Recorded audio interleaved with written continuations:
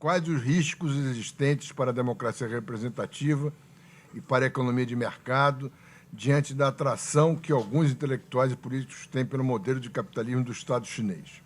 Esse modelo é sustentável? Vamos começar aqui pelo Paulo Guedes. O Brasil já pratica isso há algum tempo. Ao contrário, o esforço tem sido criar a democracia representativa e a economia de mercado na economia brasileira, porque quando nós fechamos politicamente em 64, a economia foi estatizada, os partidos políticos se desidrataram, e de lá para cá nós oscilamos entre partidos social-democratas que mantiveram o aparelho de Estado.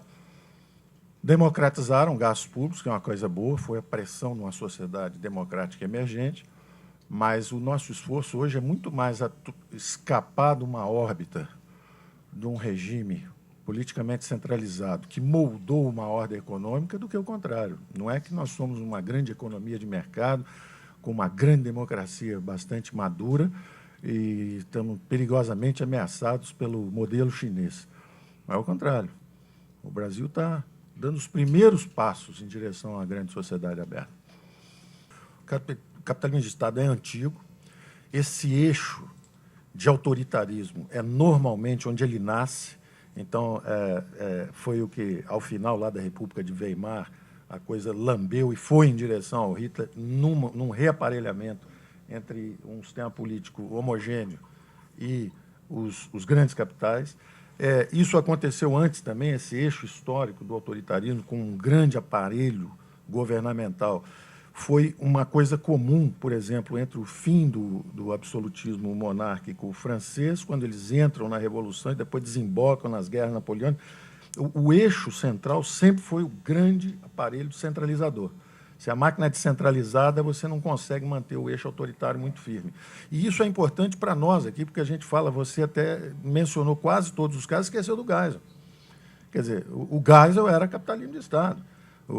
E por isso que, para nós, parece, quando a gente fala, parece algo tão distante, e a minha observação inicial foi o seguinte: nós nunca escapamos dele. Quer dizer, nós só estamos nos tornando conscientes dele, porque estamos construindo uma sociedade aberta. Então, agora nós estamos conscientes de que essa opção já foi feita lá atrás. Já foi feita lá atrás. Não é? Então, viver num sistema político, com capitalismo de Estado, moldar o sistema político dentro de um capitalismo de Estado que foi moldado, por sua vez, pelos militares inicialmente e foi dada a sequência. Por isso que existe essa afinidade enorme. O Lula e o Fernando Henrique estavam lá atrás, agora eles estão aí, agora o Delfim é um conselheiro. Existe uma certa familiaridade, uma certa ambiência. Podem trocar as posições, mas as pessoas se conhecem. Então, nesse jogo há algum tempo, todo mundo se conhece, os players são conhecidos. Né? Como as instituições públicas e a sociedade podem impedir que, em uma democracia recente como a nossa, um modelo de Estado indutor não distorça a democracia, gerando privilégios e perseguições indevidas? No que eu chamo de um fenômeno de a transição incompleta. Quer dizer, na verdade, o Brasil fechou politicamente o regime, lá foram criadas as grandes organizações mesmo, houve modernização, criação de Banco Central, criação de BNDE, Caixa Econômica Federal, mas a verdade é que, dali para frente, você viveu um regime politicamente fechado. E esse regime politicamente fechado molda uma ordem econômica. Não é por coincidência que o Brasil, que era o país que mais cresceu no século passado, nos primeiros 70 anos, 75 anos, cresceu em média 7,5%. O Japão foi o segundo país de maior crescimento, o primeiro foi o Brasil. Quando você asfixiou politicamente a sociedade, ela começou a baixar a taxa de crescimento, devagarzinho, foi baixando, e depois nós fomos nocauteados pelo que eu chamo o fenômeno da transição incompleta, que é o seguinte, e aí tem razão perfeitamente o Demétrio quando diz que há tipos e tipos de capitalismo de Estado. Nós começamos realmente com um dos grandes conglomerados, dos investimentos fisicamente tangíveis, quer dizer, Telebrás, Eletrobras, Sidebras, Nuclebras, Petrobras, fisicamente tangível. E nada de capital humano, nada de educação, nada do que realmente interessa para o futuro de uma sociedade da informação como nós vivemos hoje. Então, mas a fachada era linda, eram grandes investimentos, modernização de infraestrutura, mas isso já começa a definir uma sociedade. Então, os miseráveis estão sendo produzidos ali à direita, mas, ao mesmo tempo, você tem telefone, equipamento moderno, desde que pagando uma fortuna, como era, pela Telebrás. Você pode comprar, declara no imposto de renda que você tem um aparelho telefônico, etc. Então, aquilo começou a moldar uma ordem econômica. Naturalmente, quando você abre, as pressões sociais vêm. E aí é que eu chamo da transição incompleta. Por que nós fomos para 5.000% de hiperinflação?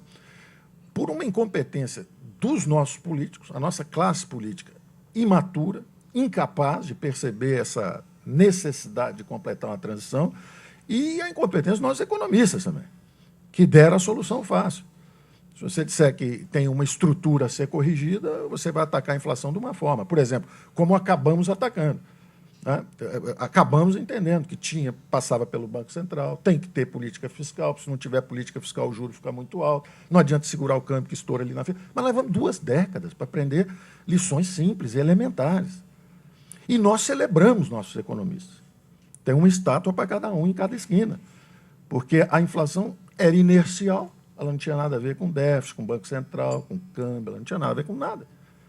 Então, e é fascinante. E a mídia aplaudindo, e adorando, e procurando as soluções simplistas o tempo inteiro. Então, houve uma transição incompleta. Não houve a coragem da classe política de enfrentar a velha ordem e falar, ó, corta o subsídio, tira o subsídio dos bancos estaduais, fecha o banco estadual. Quando tiver um sistema ameaçado, não tem que centralizar, federalizar a dívida, não. Vamos corrigir o negócio lá onde está, fecha aquele banco estadual, corta o subsídio lá, não tira dinheiro do trabalhador para transferir para a indústria. Você bota o PIS/PASEP numa ponta e dá o subsídio para o empresário na outra ponta. Está errado. Não houve essa percepção. Não houve essa percepção. Nós fugimos para o mundo da fantasia. Realmente democratizamos os orçamentos públicos, em vez de ser só meia dúzia de grandes empresas em São Paulo. Agora todo mundo tem um sopão, agora todo mundo, e isso é bom, porque isso agora bota a pressão. Agora tem um voucher do menino pobre, que tem que ter mesmo, tem o ProUni, agora tem o Bolsa Família, está certo, isso está errado. Tinha que ter acontecido antes. E aí isso bota a pressão no orçamento e a transição está incompleta. Porque, pelo capitalismo de Estado, o pessoal não solta o osso. A turma de antes não solta o osso. A velha ordem quer sobreviver. E a nova ordem está emergindo. Então, o mérito da social-democracia é transferir os verbas públicas na direção da população e democratizar o orçamento. Isso está certo. Mas cadê a coragem para enfrentar a ordem antiga? Ela não tem essa coragem. A agenda dela é obsoleta, porque ela cresceu em meio aos sindicatos.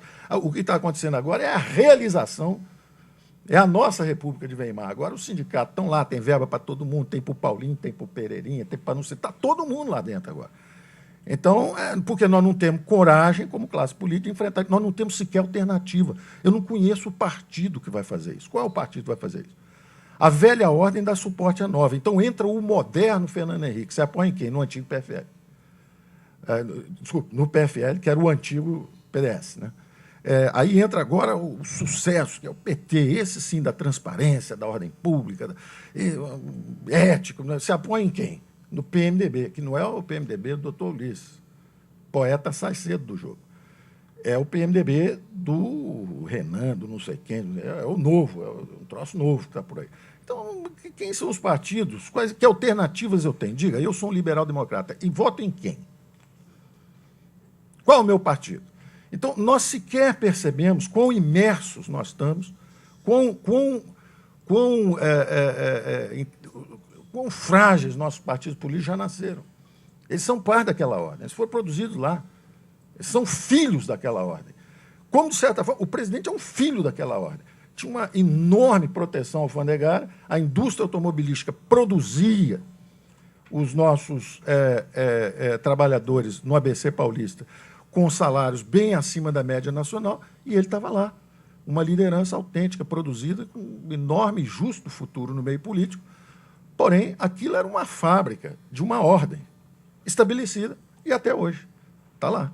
São os mesmos atores. Trocaram de lugar. Antes ele protestava, o Delfim reclamava. Hoje ele faz e o Delfim critica ou aconselha. Mas é a mesma ordem. Nós não conseguimos ainda escapar dessa ordem. Mas estamos progredindo, porque estamos conscientes.